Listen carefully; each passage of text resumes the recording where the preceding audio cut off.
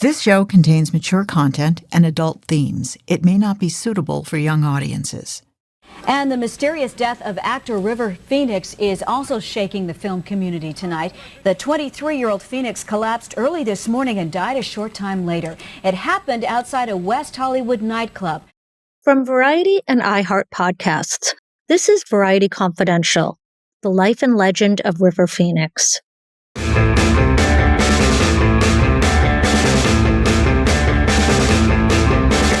I'm Tatiana Siegel, executive editor of film and media at Variety.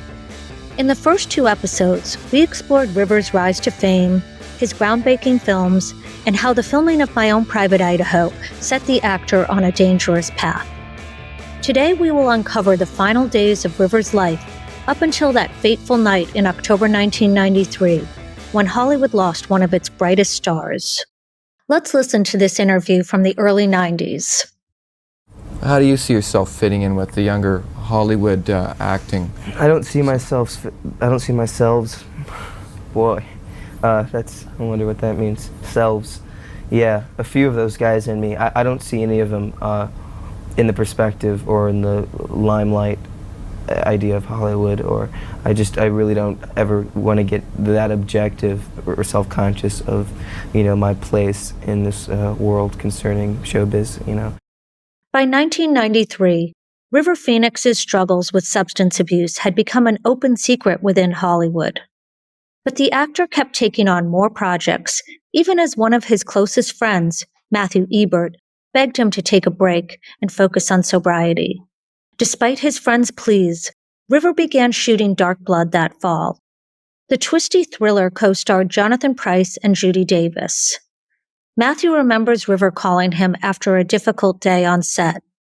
He called me during that time, and there was a horrible thing that happened between him and Judy Davis. And she had just read him the riot act one day. And he really admired Judy very much.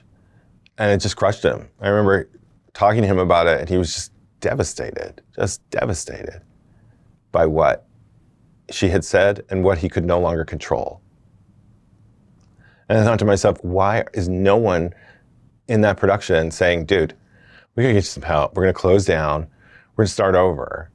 Judy was very disciplined. I think she was trying to be hard love. She was being tough love. You couldn't not know he was using because he was a mess. He would come to set literally fucked up, speedy, not the same guy.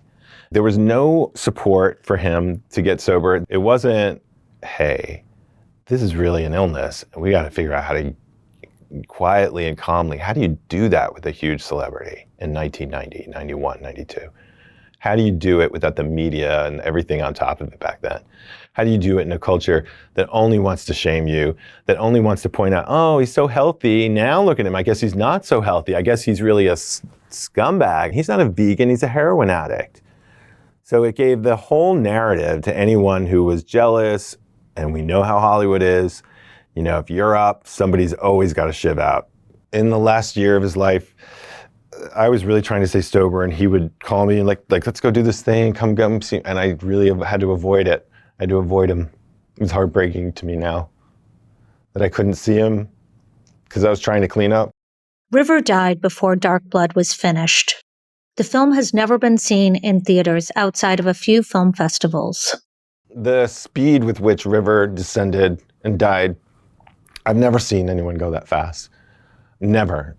In many years now of counseling people and being a sponsor, and many years sober, I've never seen anyone deteriorate so quickly in my life.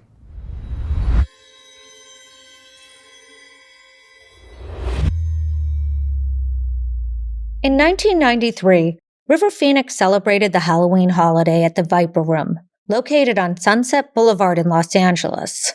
The nightclub and music venue, partly owned by actor Johnny Depp, quickly became a hotspot among Hollywood's most popular young stars. River was there with his girlfriend Samantha Mathis, brother Joaquin, and sister Rain. It was meant to be a night of celebration, but it ended in tragedy. Michelle Sobrino Stearns, Variety's CEO and group publisher, was there that night. He was a heartthrob, but he also had he had a cool factor. He was the coolest guy in entertainment. And I just remember seeing him sitting there. I mean, we were all young women. We all had crushes on River Phoenix. He was one of the biggest stars in the country, if not the world. He had a massive fan base, and we were thrilled to be in the same room as River Phoenix. I didn't think that this, unfortunately, something would happen, like him passing away. What do you remember when you saw him? We were out. It was Saturday night. It was October 30th, 1993.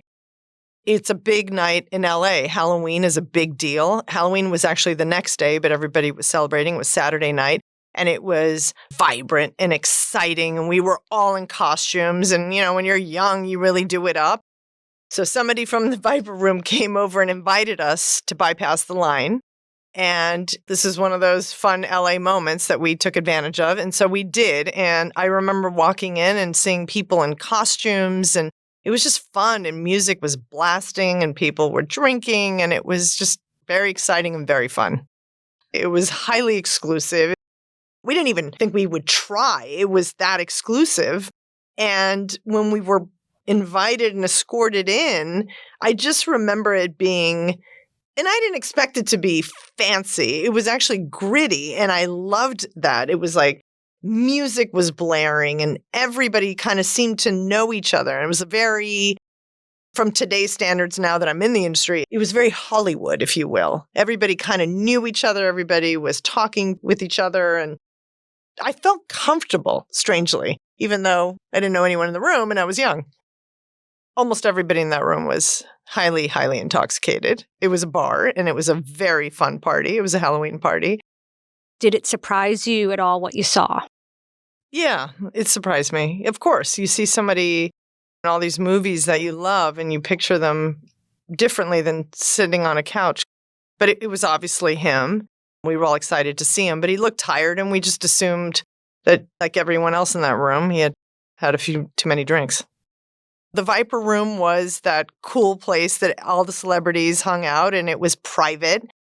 And to your point, we weren't running around with phones taking pictures of each other and posting it on social media at the time. So how'd you find out the next day that he had passed away? I think I remember hearing about it on the news. I actually remember my parents talking about it. River Phoenix was an incredible actor, so even though all of us young women were in love with him, he spanned all generations, and people admired him for being a tremendous actor. And I remember my parents talking about it. I was horrified. My girlfriends and I called each other, and it was just very, very sad. Yeah, had such a career ahead of him. Yeah, he was tremendous. A Variety report published on November 8, 1993, reads as follows. Though it's been said that River Phoenix's band was going to play at the Viper Room in West Hollywood when he died early Sunday morning, they didn't. It's more likely he was there to see the band that did. Called P, the combo consisted of Flea of the Red Hot Chili Peppers, frontman Gibby Haynes of the Butthole Surfers on vocals, Tom Petty keyboardist Benmont Tench on organ, actor and Viper Room employee Sal Jenko on drums, and the unlikely guitar duo of Al Jorgensen, ministry and producer of Nirvana's latest effort, In Utero. The actor club owner Johnny Depp. Perhaps the eeriest moment of the evening came during the second song, when Haynes's impromptu vocals turned into a meandering ramble about REM's Michael Stipe and River Phoenix.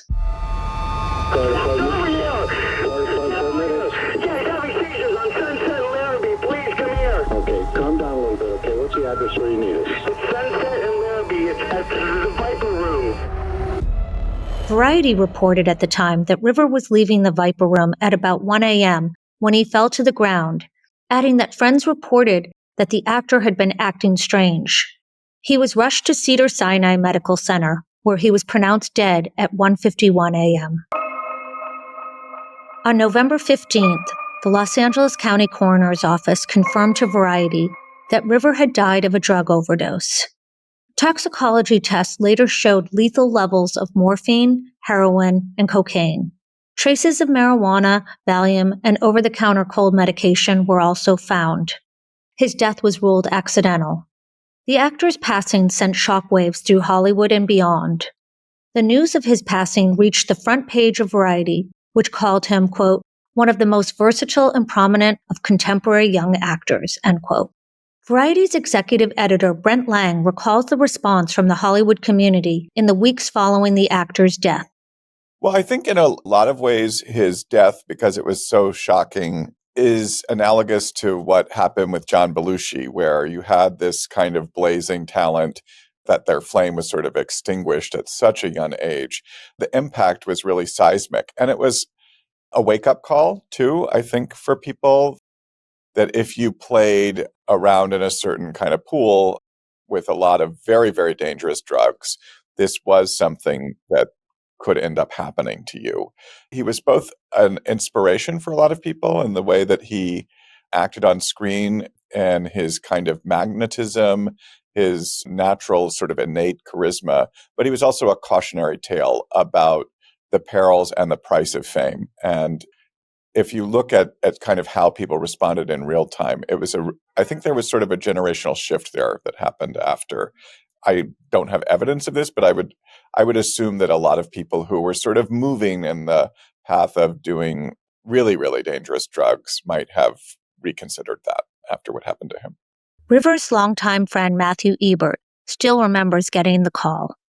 I got a call from a fellow actor in my own private Idaho. He was in tears.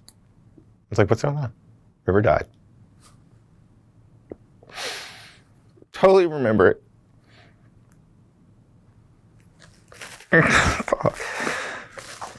You don't forget something like that. I felt terrible.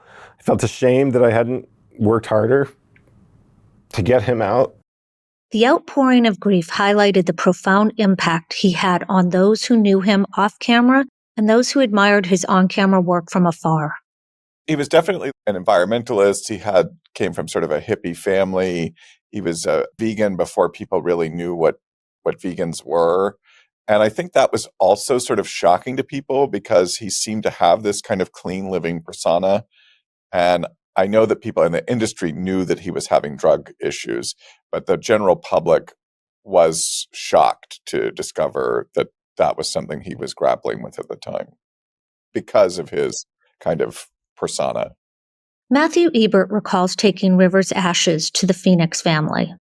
During that trip, Matthew remembers feeling angry with Rivers' team and those around him who could have prevented Rivers' death somehow. After he died, I went to Micanopy, where the family is. I spent 6 weeks there. I brought his ashes home to his mother.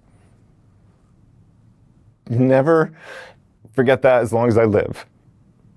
I went with his sister and we brought him home and she cradled that like a baby, that urn. Never forget that as long as I live. Or what it was like to hear he was dead. And he's gone, just gone. Like that. It's so fast. Never, ever saw somebody move so quickly from playful drug use to death. And it's because you have all this money, you have all this power, you have a huge machine in the studio. Nobody's saying, chill, that's an agent's job. That's really like your manager and your agent's job is to watch out for your health and your welfare. That there's no other place to put that. Your agent, your manager, your team, the people around you, they're responsible when that happens. That's your job to protect that person when the pressures and everything from the outside are killing them.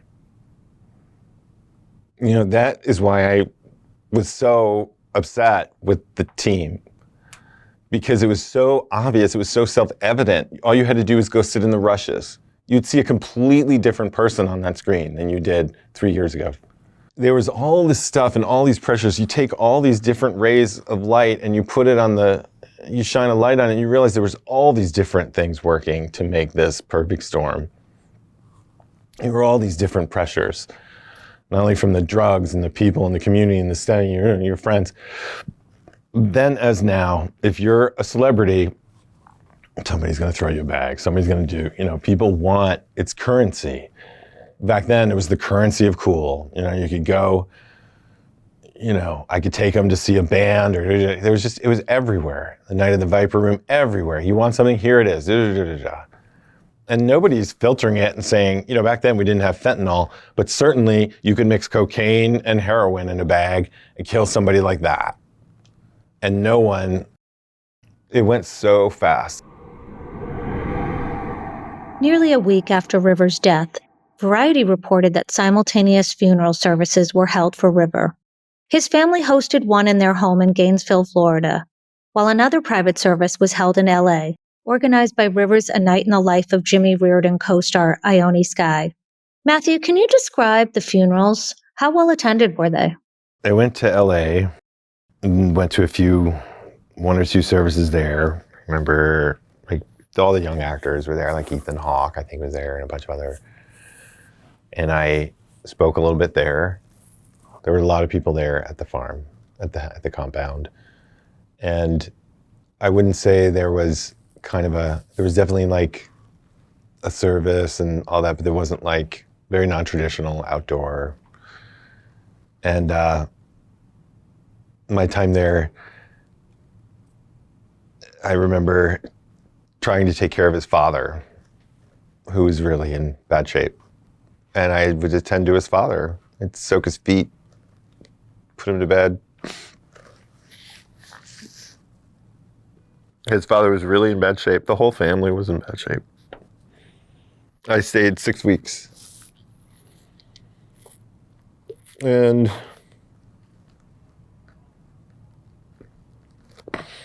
you cry every day, you're just like, oh God. They're like, what are we gonna do? I don't really remember. I remember the vibe around everybody by the water, but I think I was just too emotional to really lock in on any of it. Like, it all just seemed like a nightmare, a weird dream. To say that he was, it just seems so corny to say all the stupid shit people say about him, but it's really true. No one else was like him. Nobody on that set, no one had what he had. River was really at the peak, what would have been the peak of his power. And without those drugs, he'd still be at the peak of his power. In 1993, River Phoenix's death shocked Hollywood and the world. Very rarely has his then-girlfriend Samantha Mathis spoken about him. Samantha, who was with River when he died, details her memories, including co-starring in The Thing Called Love, his last film that was released. And I know you've talked about it, but for many years you did not talk about River, correct? Correct. Yeah. Like decades, like 2 decades, right? Yeah. I mean, I'm very protective of his memory and his family and my memories. So I feel it's a really delicate matter, and there's some things I want to keep for myself. I guess I'll start with heading into this thing called love. You did not know River before signing on, correct? We had met ever so briefly in a nightclub when we were both 19. Obviously, I was very aware of who he was. He was really one of the greatest actors of our generation. But no, we didn't know each other when I signed on to the movie. Okay. So heading into the film, what were your expectations and how did they ultimately turn out to be different than what you were expecting? I don't know. It's hard to speak to what my expectations were in 1992 when I was 22 years old. I mean, I had seen most of his work and found him to be extremely compelling and iconic and really inspiring. And quite frankly, though I knew who Peter Bogdanovich was, it was really River that compelled me to say yes to the movie. What were your first impressions when you did meet River face to face? I mean, he was dazzling. He was just dazzling. He had that spirit. He was feisty and smart and quick and present. He was such a present person. And a bit of mischievousness to his personality, with a kind soul and a true artist. He was a true artist. He was very impressive. People often describe him and other actors that they're very generous with how they allow you to, as the co-star, to, have your breath and space in the scene. Was that kind of how it worked in terms of how you played opposite one another and off of one another? Obviously, we're talking about 1992, so it's in some ways really hard for me to speak with definitively about what my experience was shooting that movie with him. What I do remember clearly is that he was incapable of being dishonest in his work. And that challenged me in a way that I found really exciting and also terrifying. I was not a confident performer at that age and not as in tune with my instrument as he was. And it made me, I hope, a better actor, because he challenged me to be really present in the moment and to be spontaneous and to really react to what was happening. And I think that at that point, I was less confident to be able to act in that way and more someone who plotted out what I was going to do, And so he was exciting and generous. And it also felt a little dangerous in a really vital way that makes something pop on the screen. And we obviously had great chemistry. So that was also all there on camera. We were taken by each other and enjoyed each other. Do you remember where it was in production, like midway, towards the beginning, towards the end, when you realized, like, we're in love, or I'm starting to fall in love with this person? It's complicated. It's complicated. I can't say exactly when it happened, but, unfortunately, I was with someone else at the time that it happened. And so it was messy, but it was also something that was undeniable between the two of us. Eventually we did end up together. Okay. What was the most memorable scene looking back all these years? And what do you remember from it? Kind of take me back to it. I mean, there are many memories that I have that are so fond. I don't know which one is the most. There's a scene between River and I in the back of a pickup truck where we're supposed to be sitting outside of Graceland.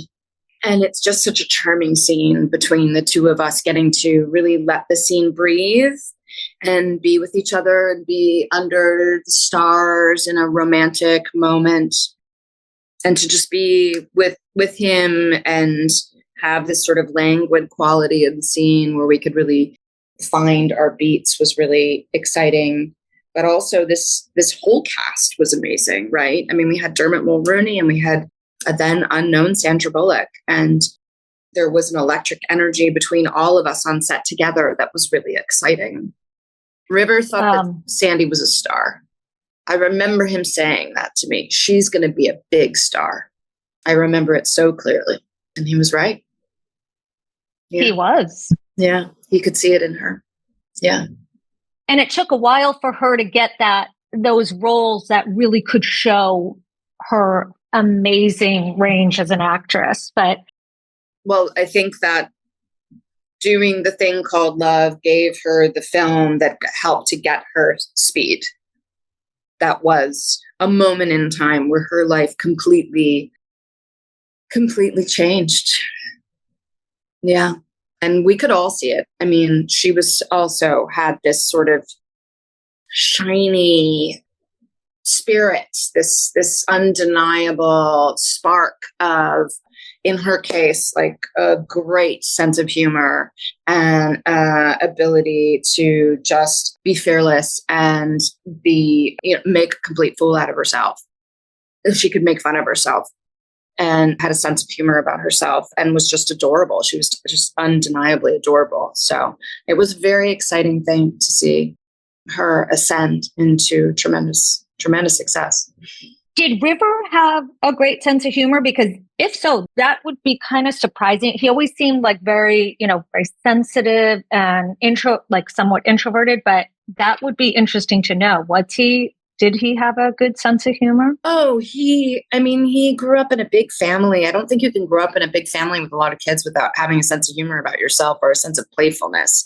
At least that was true of his family. Then incredibly loving, but also playful.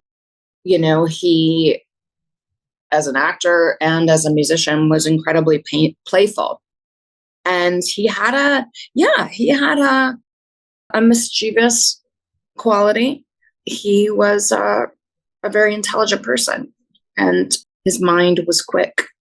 So, Samantha, which of Rivers' films would you point young audiences and new generations of fans to? Maybe people who aren't familiar with his work. Well, of course, My Own Private Idaho was an extraordinary performance and an extraordinary movie. So anyone who's interested in seeing a really powerful, daring film with really bold work, that I would highly, highly suggest. Running on Empty was something that left an indelible mark on my life. I was 18 and he was playing a young man in a family that were activists who were on the run for being involved in a political action where someone was killed. He and Martha Plimpton played boyfriend-girlfriend in that, and their chemistry was just, it was gorgeous. It was just, they were so alive together and beautiful together, and there was a beauty to the dynamic that was created with Christine Lottie and Judd Hirsch as his parents, and what that family was like. That as a child of a single parent, I just wanted to be in that family, even though they were on the run. But his journey as a young man conflicted in that piece about whether to stay with his family or to go off and make his own life was just searingly painful and beautiful in his portrayal. So those are two movies that really stand out to me. I know he had a great connection with Harrison Ford when he made Mosquito Coast. I know that they really adored each other. Dan Aykroyd was a friend of his until the end, and someone he adored, just loved so much. He worked with a lot of iconic people, for sure. His pace of working was actually kind of intense, and there was this sort of, like most people would, I guess, take a longer period of time in between movies. Do you think there's any accurate from your perspective? I mean, I only knew him for the year and a half that I did, so I can't speak to the length of his career and what speed he was working. He was very passionate about the work and was obviously in great demand. He had been meeting with Agnieszka Holland about doing a movie together right after we finished. There were many things that were of interest to him.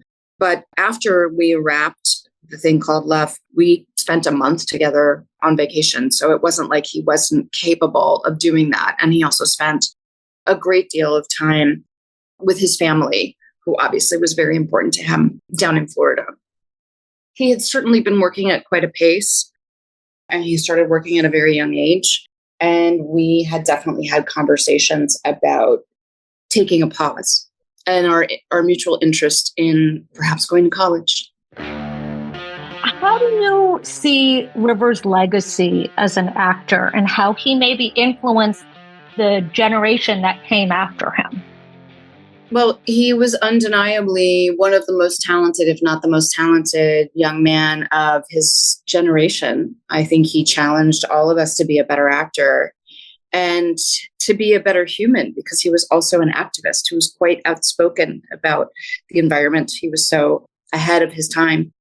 I'm sure that he was and continues to be a tremendous inspiration to his brother, who I find to have startlingly talent, so equally present and daring and alive in his work.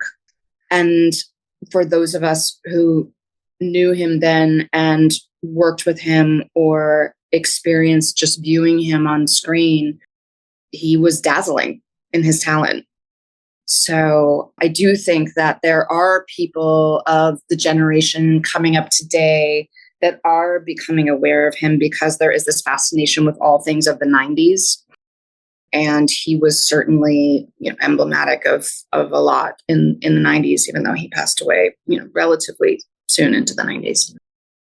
The 90s were a very unique period. And just like even in America, like we were out of the 80s where it was like very, greed is good, like the Reagan era. And like, it wasn't the 70s either, which was like very gritty.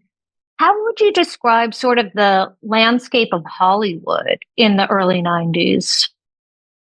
I feel like in some ways it was a very fertile time. Independent cinema had really started to explode in the late 80s. And I think there was a lot of exciting work happening in the 90s.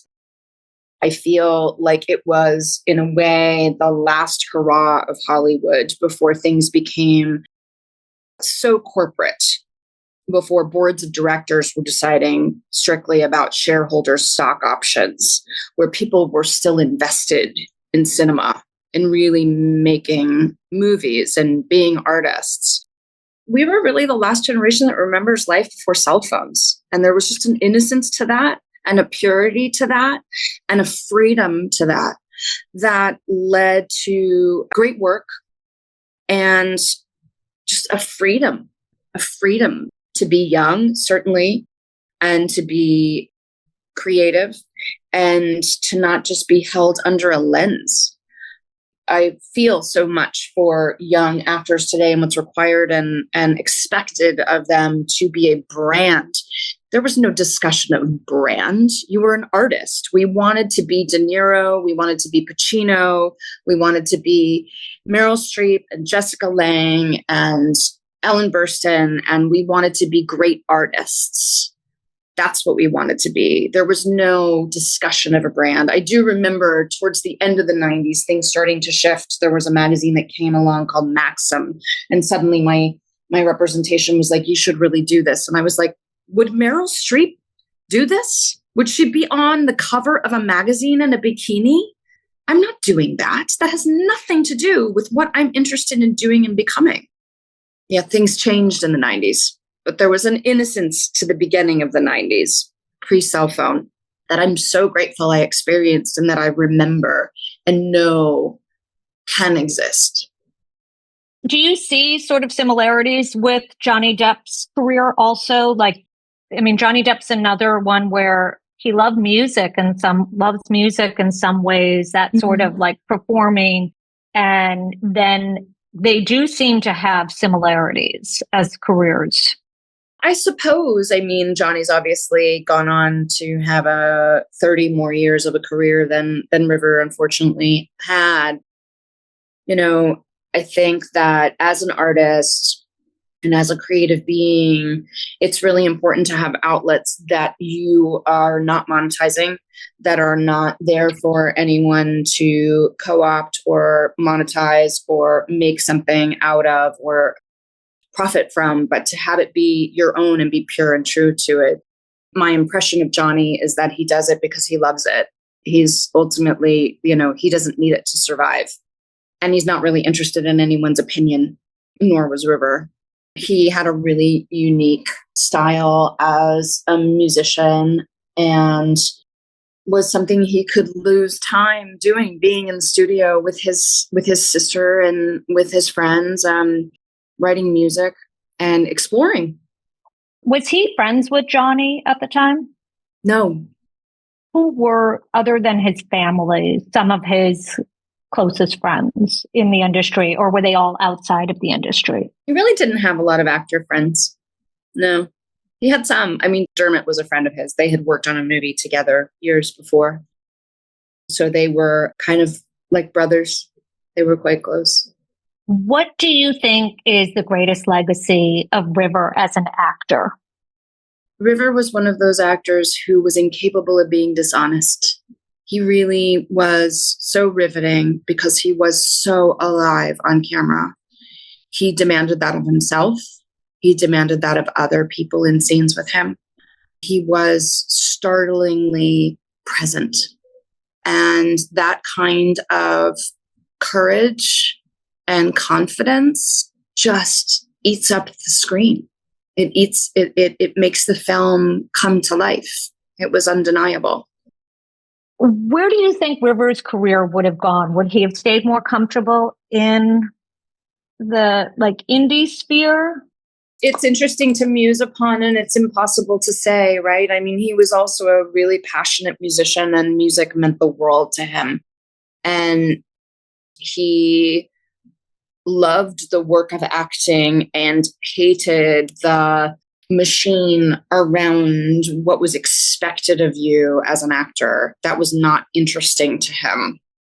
So it's hard to say if he would have continued and become an even bigger movie star, if that would have been of interest to him.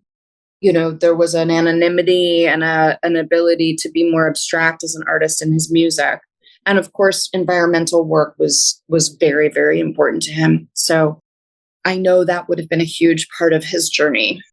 Tell me a little bit about his animal activism, because it's such a big part.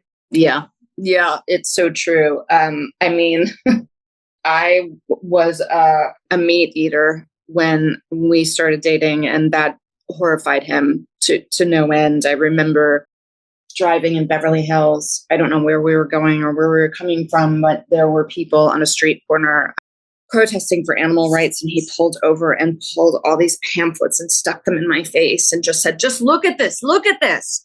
I was like, "Oh God, okay. I hear you. And I ended up being vegan for several years after that. I mean, he changed me. I can't say that I stuck with it, unfortunately, but he did have that effect on me for several years afterwards. He was incredibly sensitive to the suffering of others. Including animals. Yeah. I hope that his legacy as a human being overall is one of having been a tremendous artist and activist who deeply cared about the world and was a sensitive young man who left a mark forever in Hollywood and left a mark forever on Gen X. I think he was an iconic person for our generation. Just like my parents talk about, they knew where they were when John F. Kennedy was killed. Pretty much everyone I know knows exactly where they were when River died. And what a loss of hope that was for our generation. But he leaves behind an incredible body of work that I hope is a real inspiration for the generations to come. River Phoenix's story is one of brilliance and tragedy, and both his life and work illuminated the beauty and the darkness of the human experience. In our next episode, we discuss River Phoenix's lasting impact on those who knew him best and how his untimely death reshaped the conversation around addiction. We'll also examine the tragedy of a Hollywood life taken too soon. River was one of Hollywood's brightest young stars, whose final act was hampered by fame and drug addiction. Subscribe to Variety Confidential, the life and legend of River Phoenix, and leave us a review to share your thoughts. Join us next time as we continue to honor the legacy of a remarkable talent. Variety Confidential is hosted by Tatiana Siegel and produced by Karen Mizuguchi and Sydney Kramer. Written by Anna Moslin, Karen Mizuguchi, and Tatiana Siegel. Executive produced by Dea Lawrence. Variety's co-editor-in-chief Cynthia Littleton and Ramin Satude. Edited and mixed by Aaron Greenewald. Variety Content Studio, executive producer Alex Hughes. Please refer to sources and citations on Variety.com.